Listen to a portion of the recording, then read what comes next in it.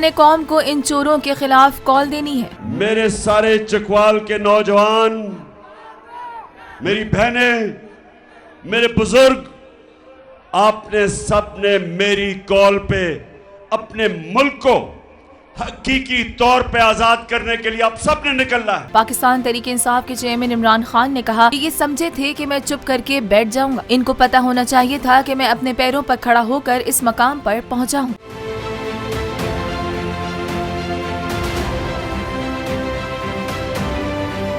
चकवाल जलसे से खिताब में कप्तान का कहना था कि ये समझते हैं इनकी धमकियों से डरकर हम उन्हें कबूल कर लेंगे। अगर आपका ये ख्याल है कि मैं इन हरबों से पीछे हट जाऊंगा तो आप गलती पर हैं। मैं इतनी ही जोर से मुकाबला करूंगा। मैं सियासत नहीं, हकीकी आजादी और जिहाद की बात कर रहा हूँ। वफदा ने हमारे नीचे 7 तक ये नहर पूरी कर ली, लेकिन 7 से आगे जो सिंध हुकूमत ने लेके जानी थी वो पूरी नहीं हुई, जिसकी वजह से जब बारिश आता है और पानी आता है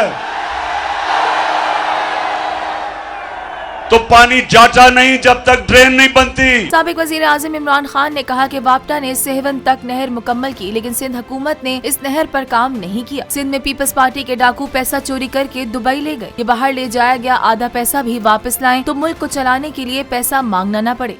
मैं हूँ इमरान रियाज खान। अब आप मुझे देख पाएंगे सिर्फ बोल न्यूज़ पर।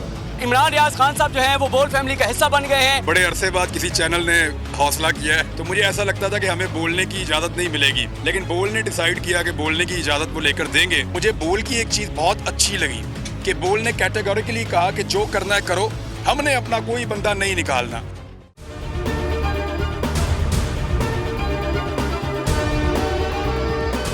सबसे ज्यादा व्यूज, सबसे ज्यादा रील्स और सबसे ज्यादा रेटिंग के साथ बोल अब भी नंबर 1 पोजीशन पर बरकरार।